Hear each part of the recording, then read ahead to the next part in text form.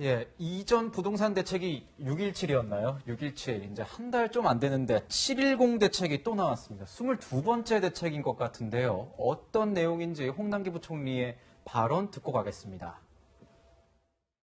취득세와 보유세와 양도세 부과가 모두 대폭 강화되어 주택에 대한 단기 보유자, 다주택자의 경우 부동산 투기의 이익이 사실상 발생하지 않도록 하겠다는 것이 정부의 생각입니다. 재건축에 대한 규제 완화는 현재는 생각하고 있지 않습니다. 또 전세 대출이 늘어나는 것들, 이런 것들이 사실은 전세 시장에 어려움을 주는 요인 중에 하나이고요.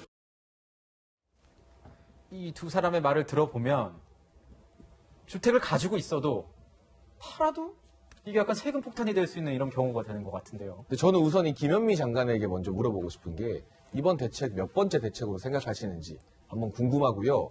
그리고 지금 말씀하신 것처럼 거래세와 보유세를 모두 올려버립니다. 네. 그런데 주요 선진국의 부동산 정책을 보면 거래세가 높은 나라는 보유세가 낮아요. 반대로 보유세가 높으면 거래세가 낮습니다. 그런데 우리나라 지금 문재인 정부의 기조는 거래와 보유세를 모두 다 올려버리는 것인데 이러면 어떤 문제가 발생하느냐. 보유세 부담이 커서 내가 이 주택을 처분하고 싶어도 거래세가 늘어나기 때문에 이거 처분하는 게 더 손해인가 아닌가라는 생각을 하게 되는 거죠. 그러면 집주인들이 어떤 선택을 하게 되겠습니까? 세금 부담을 안고서라도 본인이 져야 될 세금 부담을 거래 비용이나 매매 비용 또는 전세 비용에 다 보전을 받기 위해서 주택의 가격이나 전세 가격이 오히려 대폭 상승할 수 있는 우려가 있습니다. 그래서 이미 서울 주요 지역에서는 전세값이 급등하고 있죠. 지금 전세로 사시는 분들 다음번 전세 계약 어떻게 해야 될지 모른다는 말이 굉장히 많이 나오고 있습니다. 네. 그게 아니면 차라리 이럴 바에는 내가 증여세 내고 자식에게 일찍 물려주겠다. 그래서 증여러시, 증여 문의가 공인중개사에 굉장히 많다는 언론 보도가 나오고 있잖아요. 앞서 리포트에서 봤었죠. 그럼요. 결국에는 퇴로를 열어줘야 됩니다. 보유세를 대폭 상승시키면서 다주택자의 주택 보유 부담을 늘렸다면 이 사람들이 그럼 빨리빨리 두 번째나 세 번째 주택을 처분할 수 있도록 퇴로를 열어줘야 되는데 출구도 막아버리고 지금 사람을 계속 몰아넣다 보니까 이게 빵 터지게 됐을 때 가장 큰 피해는 누가 보느냐? 집을 많이 가진 사람들이 볼까요? 아닙니다. 오히려 집이 없어서 전세를 사는 사람들이 실질적인 부담을 더 크게 받는다는 측면에서 이 정부의 이 무차별적인 세금 높여서 부동산을 규제하겠다는 정책 이미 여러 번 실패했는데 왜 실패해서 배우는 게 없는지 참 궁금합니다.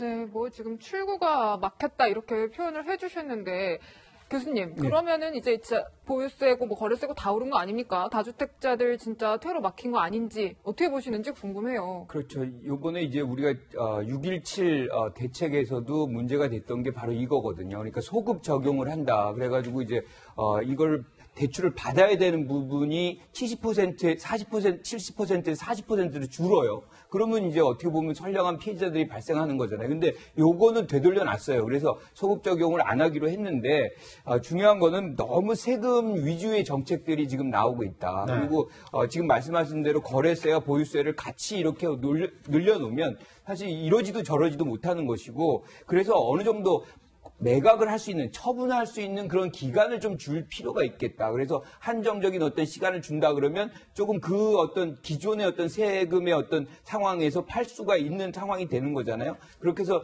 매각을 좀 유도하는 그런 정책들을 할 필요가 있는 것 같고요. 또 한 가지는 사실은 너무 이 다주택자나 뭐 이렇게 과세를 하는 방법으로 지금 문제 해결하려고 하는데 오히려 1주택자에게 세금 혜택을 주는 그러니까 동기부여를 더 1주택을 가지면 더 많은 이제 이익을 가져올 수 있다. 이거를 이제 주는 그런 정책도 필요할 것 같아요. 그래서 네. 1주택자에게는 뭐 세금을 지금의 것보다 훨씬 더 감면을 해준다거나 뭐 이런 등등의 것들. 근데 어쨌든 지금 상황이 매우 복잡해요. 그리고 정파적으로도 이게 매우 갈려 있고 그래서 저는 우리가 원전에 관해서 우리가 시민민주주의를 한 적이 있습니다. 공론화위원회를 네. 만들어서. 이 부동산도 초당적으로 여야가 이렇게 다 함께 참여하는 일종의 공론화위원회를 하나 부동산위원회를 만들어서 시간이 좀 가더라도 원천적인 문제 해결을 좀 해야 되는 모색해야 되는 그런 시점이 아닌가 이렇게 생각합니다. 어떤 수기 민주주의를 통해서 그렇죠. 좀 더 얘기를 나눠야 된다. 근데 지금 당장 또 얘기가 나오니까 저는 아까도 말씀하셨지만 세금 위주기 때문에 이게 당장 매물 잠김 현상이 나타나면은 매물이 없으면은 뭐 공급이 안 되니까 가격이 안 잡히는 건 아니겠습니까? 시장 논리에서. 변호사님 보시기에는 어떠세요? 지금 재개발, 재건축, 이 통합당에서는 요걸 들고 나오는데 여권에서는 아예 요거에 대해서는 얘기가 없는 것 같아요. 저는 이런 생각을 해보세요. 근본적인 생각을. 우리가 경제정책을 함에 있어 경제정책의 대상이 된 사람은 일반 국민들이잖아요. 과연 일반 국민들을 어떻게 생각하고 정책을 짜야 될까? 일반 국민들이 너무나 도덕적인 사람이기 때문에 본인의 경제적 이익이 줄어들더라도 나라에서 왼쪽으로 가면 왼쪽으로 가고 오른쪽으로 가면 오른쪽으로 갈 거야. 이렇게 생각하고 정책 짜면요. 100점 100패입니다. 자본주의 사회에서의 국민과 인간은요. 경제적 이익을 위해서 사는 사람들입니다.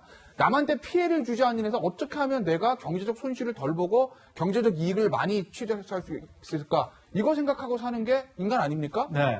그런 사람은 그런 국민을 기본적으로 산정하고 정책을 짜야 되는데 현 정부의 그 경제 정책들을 보면 아주 도덕적인 사람들 그러니까 본인이 손해가 나도 나라에서 하라면 하는 뭐 이런 국민들 생각하고 저는 짜는 것 같아요. 그래서 저는 이 부동산 정책은 실패할 수밖에 없다. 또 하나 정책이란 게요.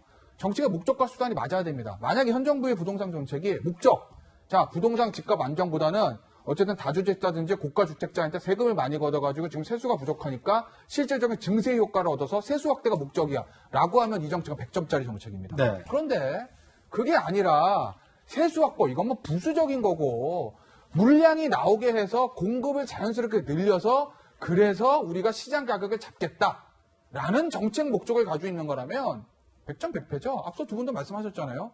아니 생각을 해보시자고요. 김윤주 기자가 몇십억짜리 집이 있어요.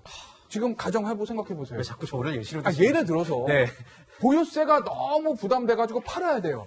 그러면 물량이 나오는 거예요. 이걸 이제 정부가 기대하는 건데 팔라고 보니까 양도세가 몇 억입니다. 앉아서 내가 몇 억을 세금 내게 생겼어요. 팔겠습니까? 안 팝니다. 그게 도덕적인 인간이 아니라 경제적 이득을 추구하는 게 자본주의 사회에서 국민이기 때문에 그런 겁니다. 그런데 현 정부는 이걸 다 무시하고 그냥 이 정책을 밀고 있습니다. 저는 그래서 현 정부는 부동산 정책이 아니라 이건 부동산 정치를 하는 거다. 그런 이 정책이 실패할 수밖에 없다라고 보고 지금 뭐 6.17 대책 얼마하고 70 대책이잖아요. 이것도 아마 저는 실패할 가능성이 90% 이상이라고 저는 개인적으로 보고 있습니다. 네, 지금 뭐 팔기 어려우니까 차라리 물려주자 증여가 굉장히 주목을 받고 있는데요, 평론가님. 이 증여에 대해서 또 이제 홍남기 부총리는 벌써 이에 대한 대책을 내놓을 수도 있다. 그러면 뭐 23번째 대책이 되는 건가요? 글쎄요, 그건 또 김현미 장관이 몇 번째 대책이라고 생각할지 또 물어보고 싶고요. 홍남기 부총리가 10일에 한 방송 인터뷰에서 꼼수 증여에 대해서 한 달 안에 새로운 대책을 마련할 수 있다고 이런 취지로 답변을 했는데 부동산 정책이라는 건 사실 나라의 기틀, 어떤 국민의 주거 문제와 연관된 굉장히 거시적이고 굵직한 정책이거든요. 네. 그런데 그 정책이 지금 언론에서 말하기로는 22번째 또는 23번째까지 이렇게 단기간에 쏟아진다는 것은 이 부동산 시장을 바라보는 국민들이 봤을 때 굉장히 우리나라의 정책이 불안하구나라는 사인을 느낌을 받을 수밖에 없는 것이에요.